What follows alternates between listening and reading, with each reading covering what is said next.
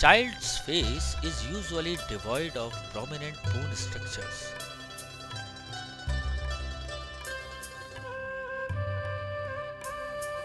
It is usually chubby, and even the features are not very sharp in comparison to an adult face.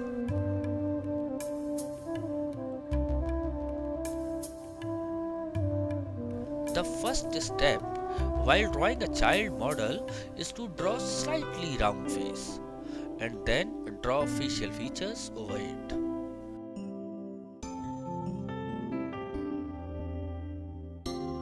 Roughly mark the placement of eyes, nose and lips along with the flick of the hair falling over the forehead.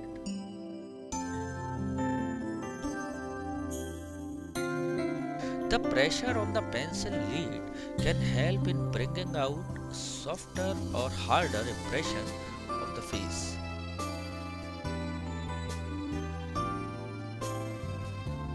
Light pressure on the pencil will bring out delicate look. One can gradually darken the strokes for showing the shadows and highlighting the features.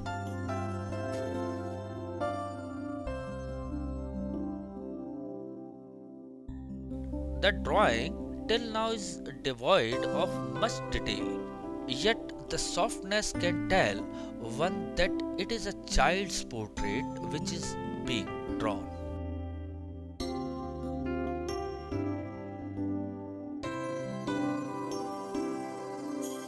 Start drawing the ears. Usually the placement of ears starts from the tip of the eyebrows to the tip of the nose. The mind starts to get trained with continuous practice in perceiving the dimensions and proportions of human body.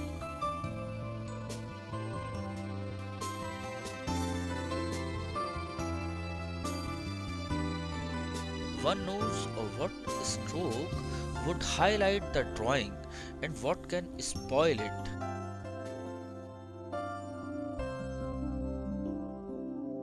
Till now the drawing just has middle tone to it.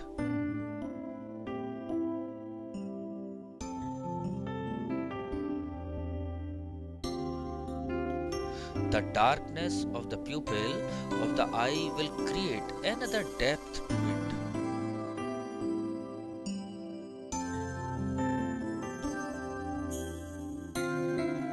The same darkness can be granted to the hair on the head, as that part is equally dark to the eyes.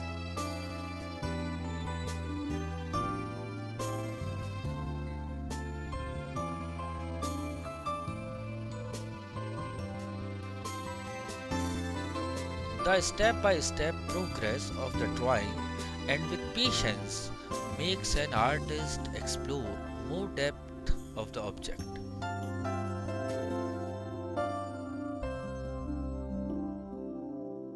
It gives a better understanding of the characteristics.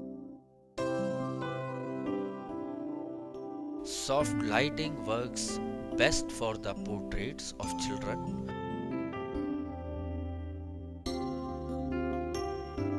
The child could be looking towards a bright light source.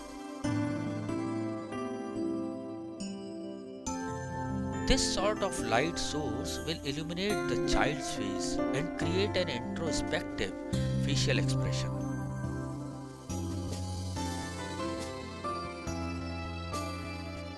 The value stretch or range goes from light medium with the eyes really dark.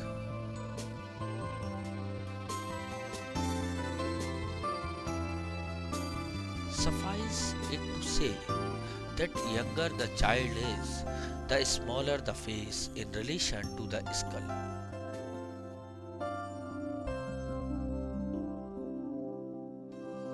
The eyes also appear larger, although this can be deceiving.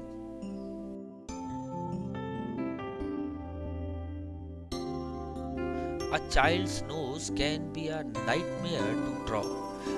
There is nothing really to latch onto.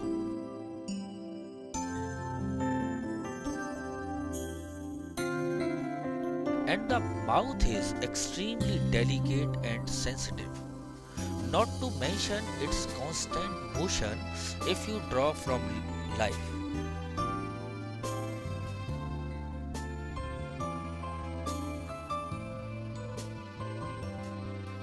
If you do want to list some general proportions, you can say that whereas the adult face is about half the size of the frontal skull side, a child's face is about one-third of that size. Both the mouth and the nose are about the same width of an eye.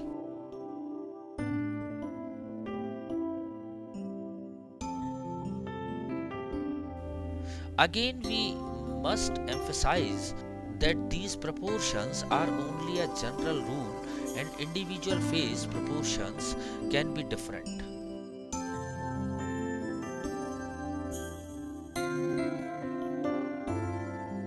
The above general rules can be used for comparison purposes when you do your own careful observations of a particular face.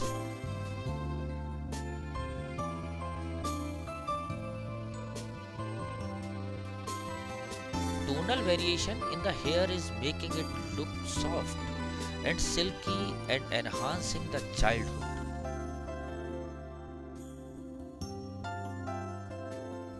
A darkened tone here and there, it adding roundness to the head.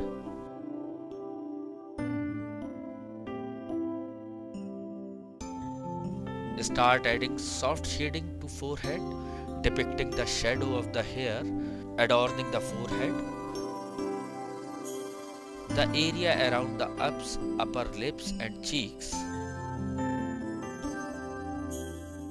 This will help in making the features more prominent, and yet the soft strokes will help in maintaining the softness of the child's face.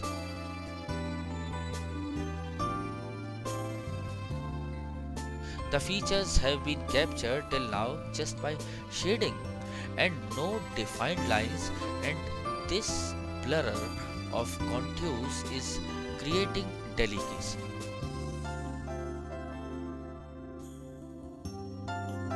Add a little shading over the curve of the cheeks, cleft of the chin, and the darkness of the neck confined in the collars of the shirt.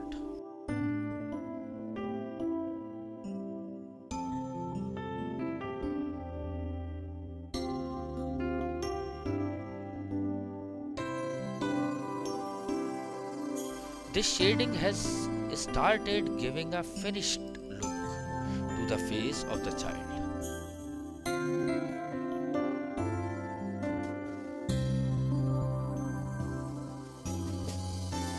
But as the drawing progresses, more and more strokes might be needed to balance the tonal gradations.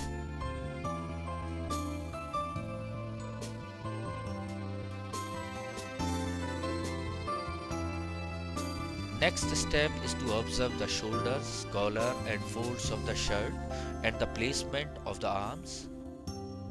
Mind needs to catch one pose to draw it. One can see the restlessness of the child and instability.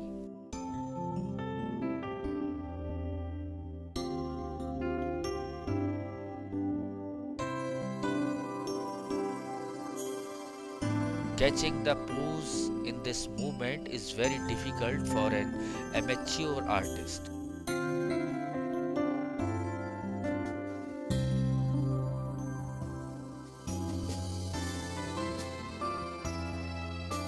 The drawing of the folds is also a creative process of learning to see the graphic images selectively.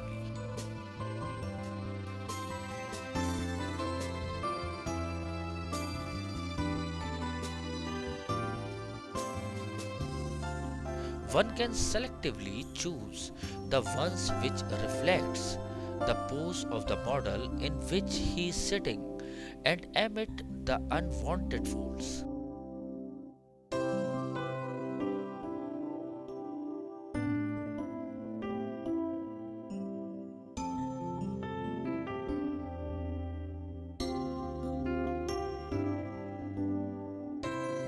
Like Vic Muniz aptly expressed, drawing is not only the way to come up with pictures.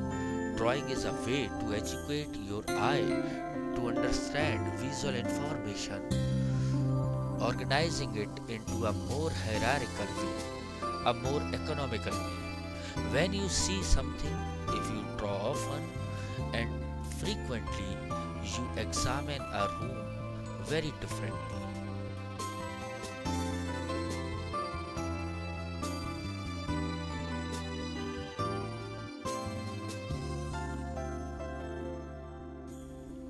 One needs to understand which lines to ignore and which to hold on it.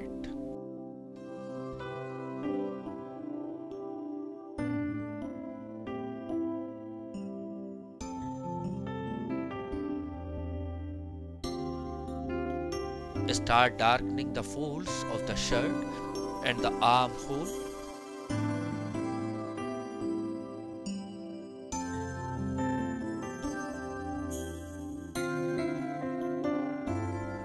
The scribble over the already shaded areas will add another dimension of roundness and depth to the drawing. Random patterns, crevices, shapes getting defined through the abstraction of folds will lead the drawing to a step where the details will crop up with each new stroke added.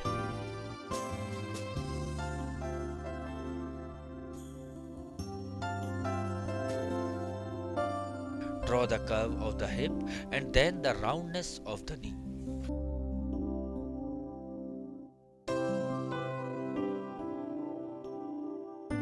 The foreshortening has completely vanished the area of the thigh. Just the lower part of leg is visible to the eye.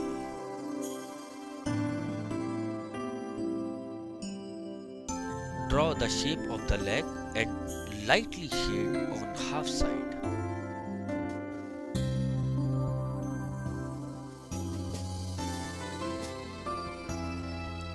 Darken the whole of the shorts, confining the leg.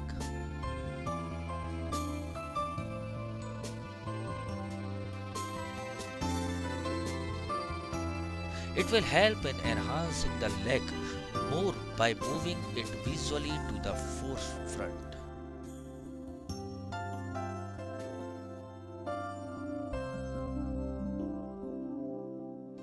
The right leg of the model is widely placed, so one can see the full leg unlike the left one.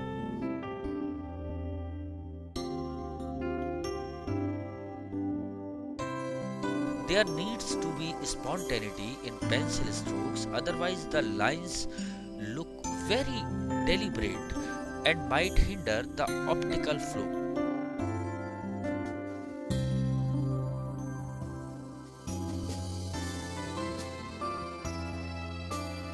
These flowing, rhythmic and bold pencil strokes are a reflection of knowledge, intuition, expertise and precision by arranging and rearranging various elements again and again.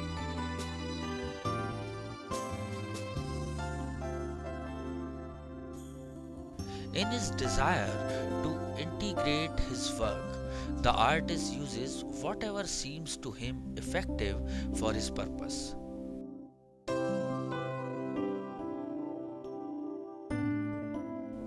He may make the individual choices consciously, but often he may make them as a part of series of initiative decisions as he works at his object, trying to complete it, changing element until each feels right and all go together. Draw the hands and observe the way in which the fingers are turning.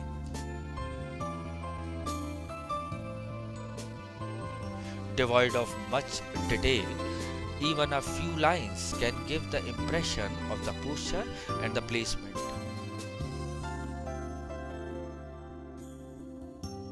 One needs to catch the manner in which they have been constructed, the flexibility, motion, vitality, sensuousness, and intellectual traits of the artist.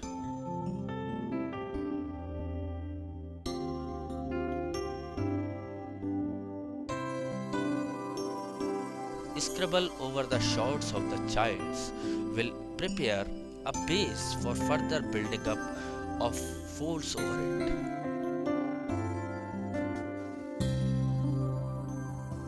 It totally is an artist's prerogative how he wants to treat his subject, with rough strokes, delicately careful lines, spontaneity, a coarse or a smooth look.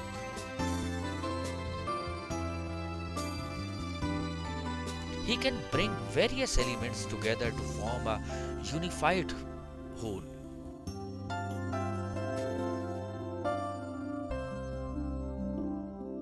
These random strokes or scribbles may add more gravity to the drawing.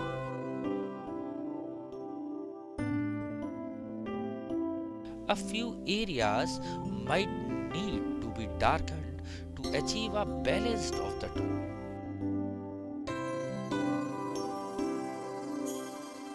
One should look into the tonal variations and try to grasp the subtle gradations.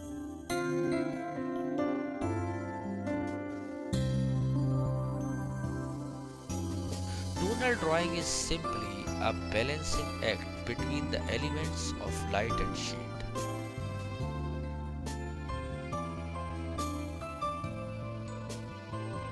In fact, all drawing is constant balance between your observation, your concentration, your judgment, and your technique.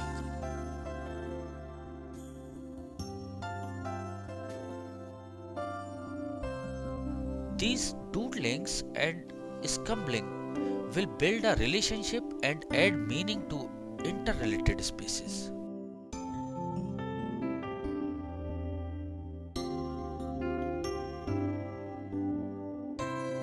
The shading over the areas and the legs will bring more roundness to them and help in defining the shape more.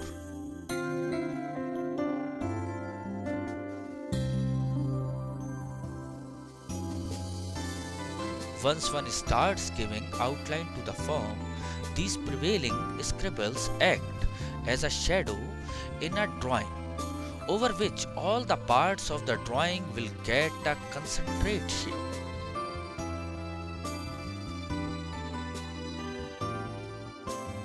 Will get a concrete shape with all crucial details cropping up with each passing stroke.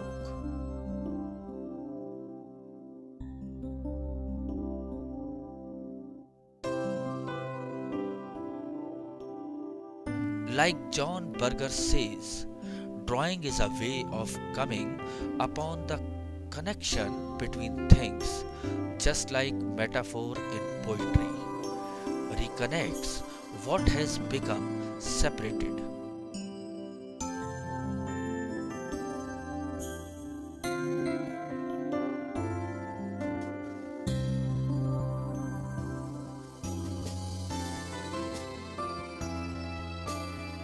Shading over the sleeves of the shirt and its folds, softer strokes merging the harsh lines over the arms and legs, darkening of certain parts of the knickers, giving finishing touches over the legs and boots, all will bring the sketch to the stage of completion.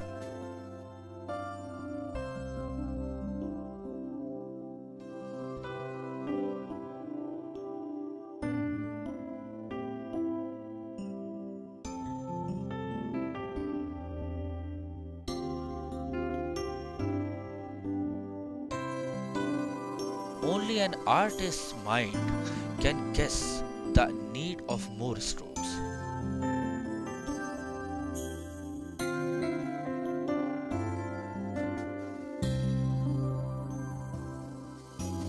To a spectator, these strokes may seem unwanted.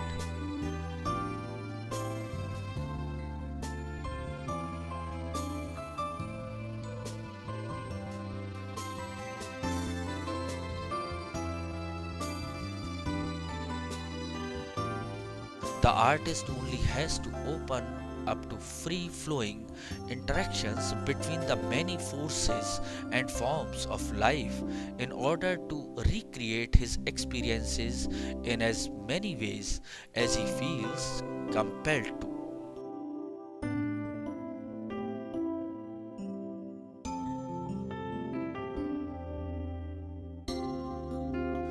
Whatever the outside pressure, trends, the stimulations may be, in the final analysis, artistic expressions, as much as multiple creativity, remains very much an individual phenomenon.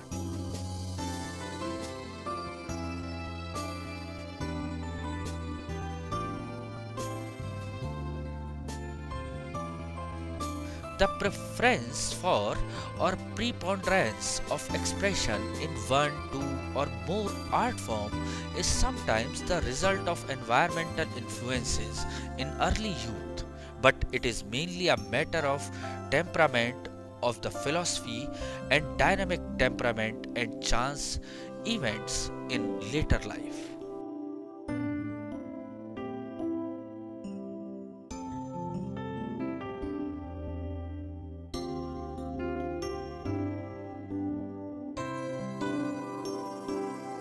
Whether it is the soft touches of the face or the restless strokes over the lower body of the model, all reflect the mood, temperament, and individualistic approach of the artist.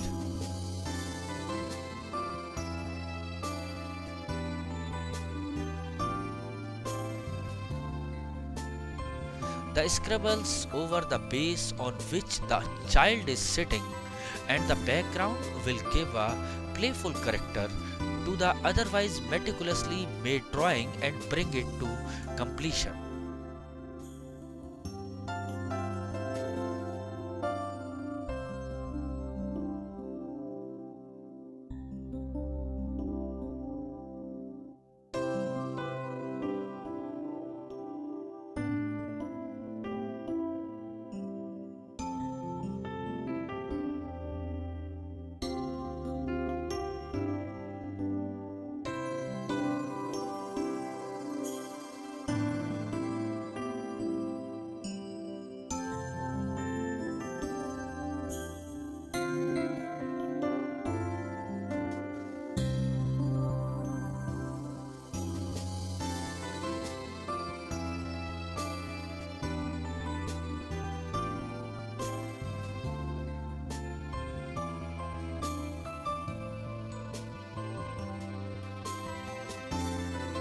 Now let's try making the same child model in a different pose.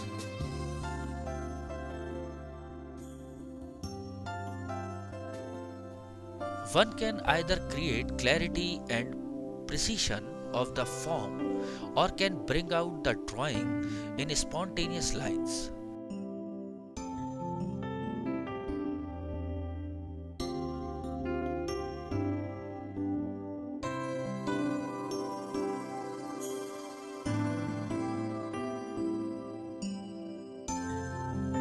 A child's sketch has to be suffused with life as he is so bubbly and choppy.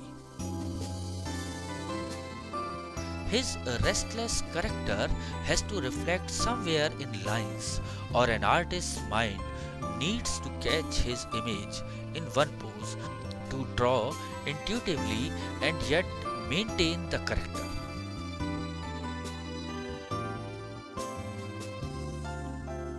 Painting can only represent a single moment, which best allows us to infer what has gone before and what follows. Lessing further collaborates. The artist can never use more of ever changing reality than one single moment of time, and of he is a painter. He can only look at this moment from a single aspect.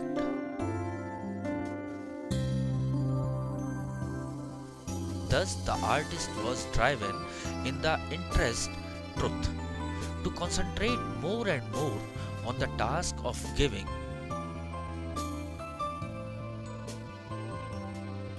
In John Constable's words, one brief moment got from fletching time, a lasting and sober existence. Sometimes just to catch an expression on face or drawing prominent features of the model, the artist can take the help of a photograph. It needs practice to capture the moment naturally and spontaneously. After capping the head with the hair by darkening it at few places and adding lighter shades to reflect the glaze or shine of the hair, start drawing eyebrow and eyes.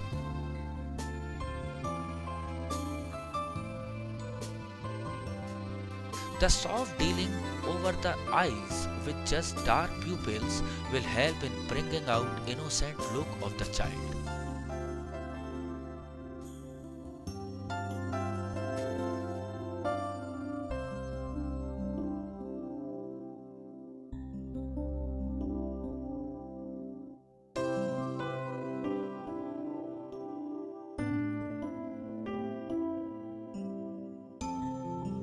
Harder the use of pencil, tougher the character will crop up.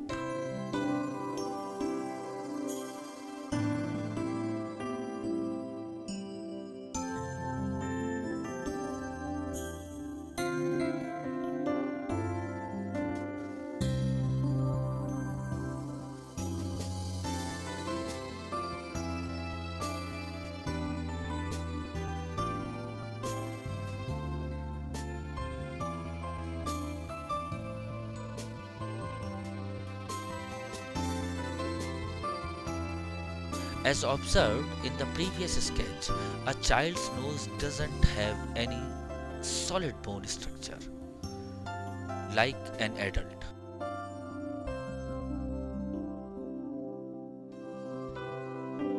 It is just through shading and nostrils that a shape can be drawn.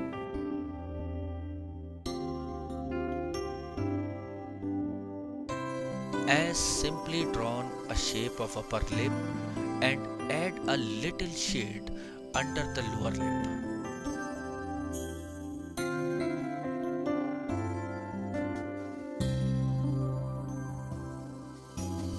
Any hard line can destroy the innocent character of a child's sketch.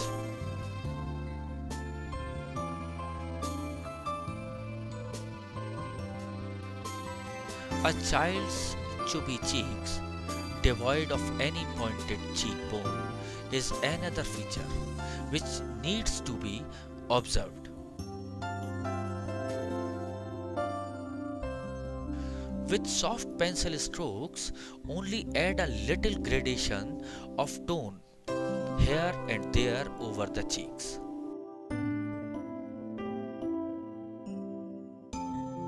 The ears might seem big, but basically one needs to observe their starting point as tip of the eyebrow, fill tip of the nose.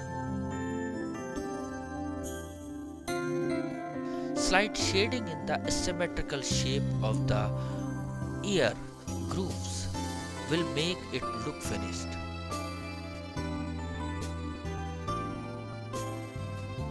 Start drawing the collars of the shirt.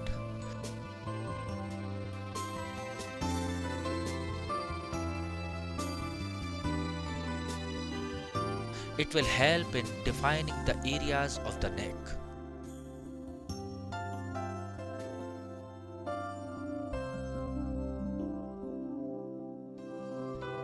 Observe the angle of the shoulder and roughly start making the main visible creases and folds in the shirt.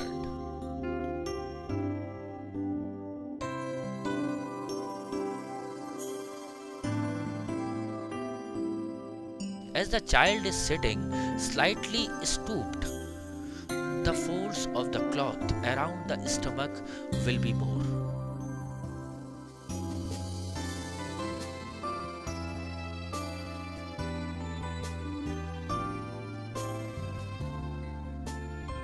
With contour sketching, one's mind starts to catch the things or shapes which are even hidden under the folds or are not visible.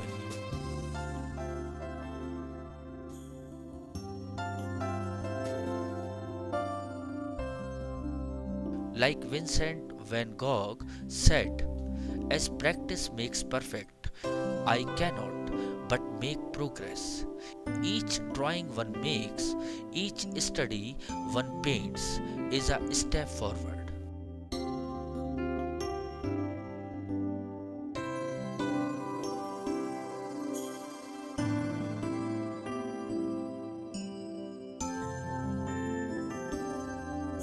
Start bringing out gradually the shapes and the angles of the arms, the way in which hands is hanging, and also the visible part of the knickers. Even a few lines can help in giving an indication of what a completed drawing would look like.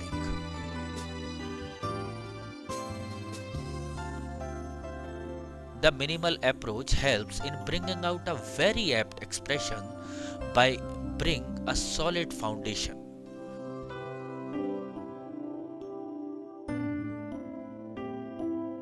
Like Chuck Jones said, the whole essence of good drawing and of good thinking perhaps is to work a subject down to the simplest form possible and still have it believable for what it is meant to be.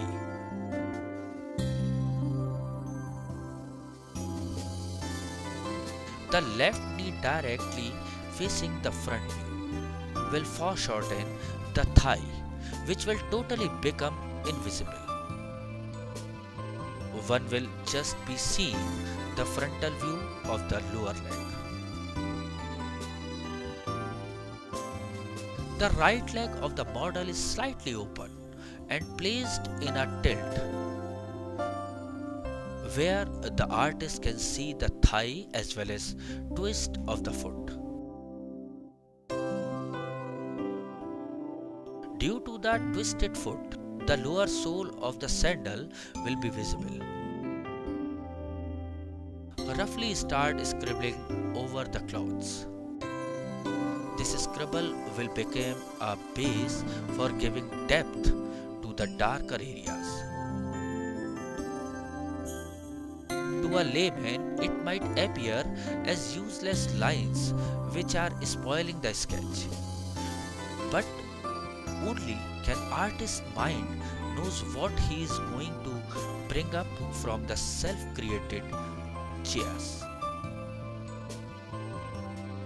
One can experience synthesis of sensual perception and integrates multi-leveled concepts in the conceptual elements of portraits, landscapes, or still life.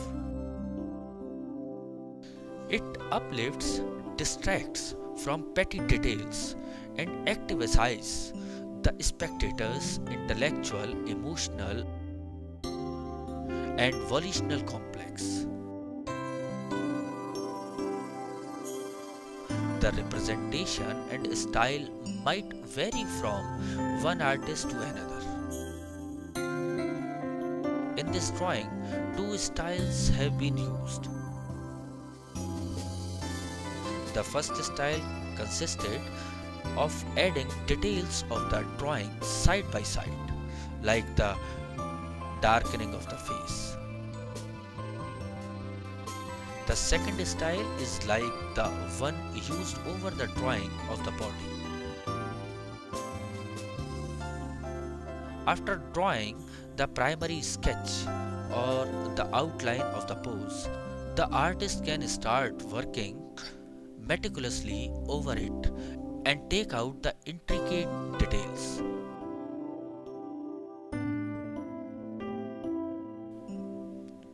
Add a little shading under the chin and over the neck. Start introducing third dimension which was missing in the lower part till now. This gradual darkening will keep on bringing depth to the drawing.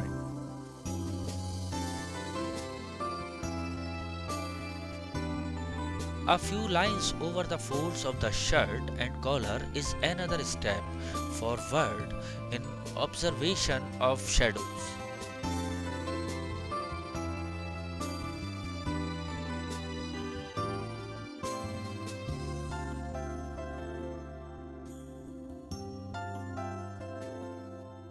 It is not important to capture each and every fold. Just a few prominent ones can also bring out a perfect character of the model.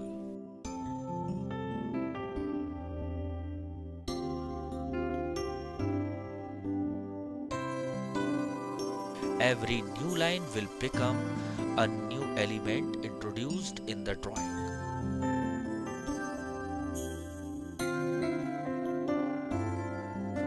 Draw the clear shape of the arms. The clothes become secondary while drawing the body, as one can afford to increase or decrease one fold of the clothing, but one cannot change the proportions or shape of the human body.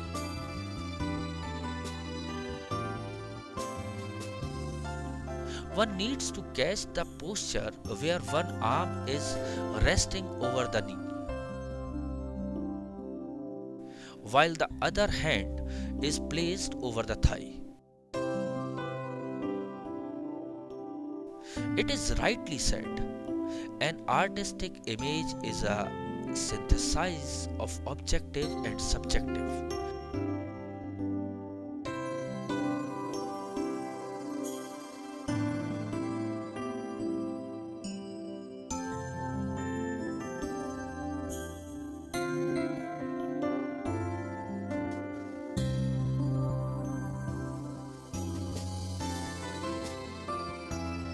But in this dialectical unity of object and subject, as in any other result of purposeful cognitive transformation activity in which man engages, we can trace a main line, a super objective, which is mastering of reality, investigation of it, and discovery of its objective laws and patterns.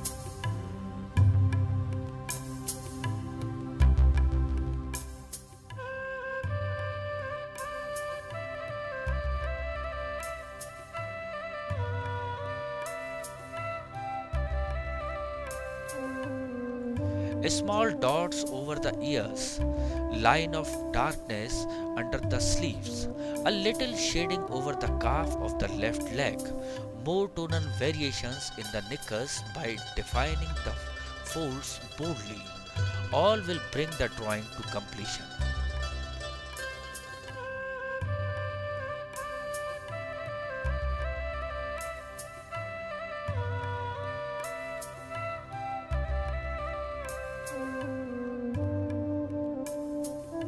The flow of the pencil strokes will reflect the turn or the direction the folds are taking. Even with minimized details, the essence of the drawing is being maintained.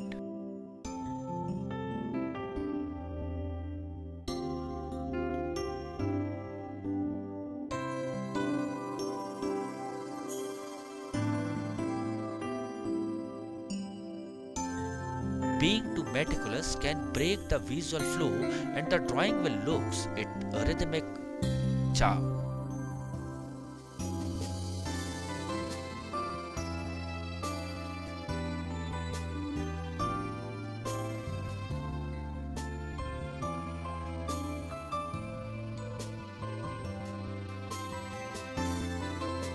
Like Jeff Knows very aptly said, if I try to articulate every little detail in drawing, it would be like messing the forest for the trees. So it's just about getting outline of the forest.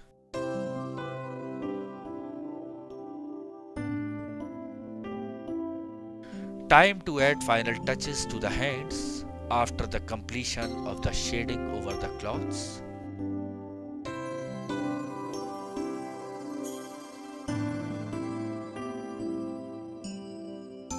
Add soft shadow over the palm and draw the inwardly turned fingers of the left hand of the model.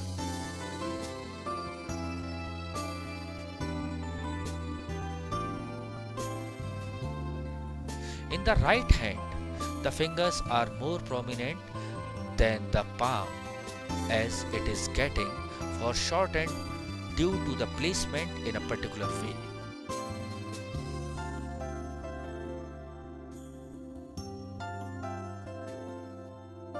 To bring the drawing to completion, draw the shape of the sandals.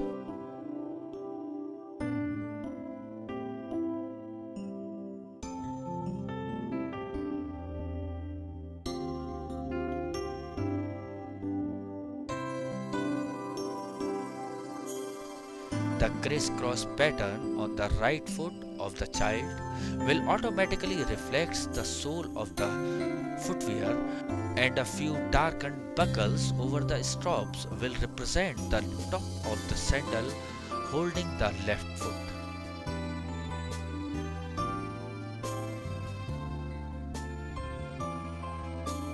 Perpendicular lines under the strap is the depiction of the toes.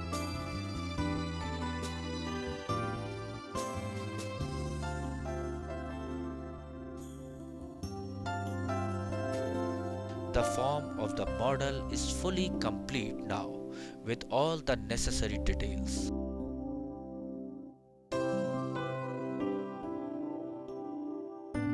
The base and the background need a few scribbles depicting the drapery.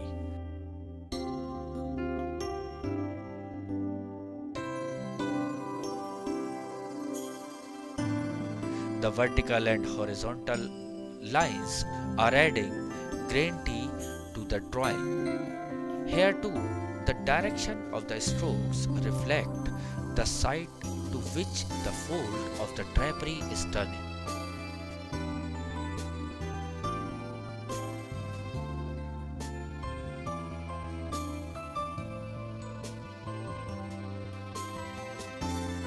These strokes are all the temporary concepts which an artist's mind keep on forming as per the demand or need of the drawing.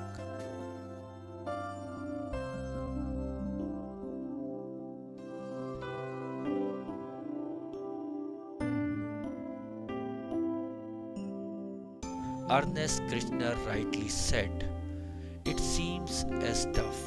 The goal of my work has always been to dissolve myself completely into the sensations of the surroundings in order to then integrate this into a coherent painting form."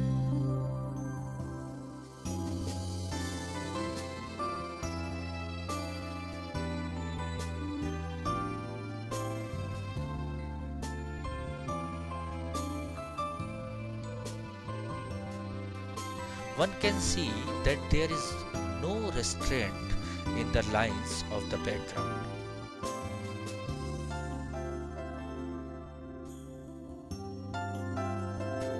These are free and spontaneous lines, which are in fact adding more character to the drawing than disturbing the main object.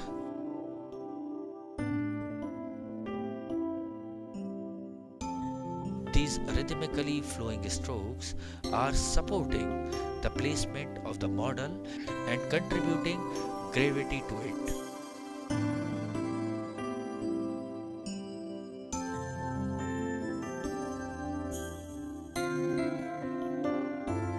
A few touches here and there over the drawing is the basic restless, unsatisfying nature of the artist.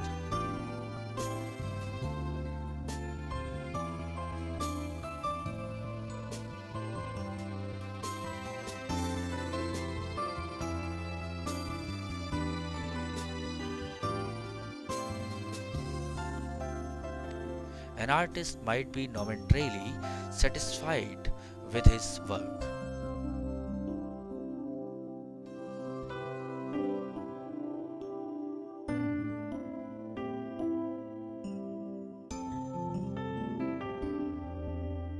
but till the end his mind craves for contribute more to the work of his sensations.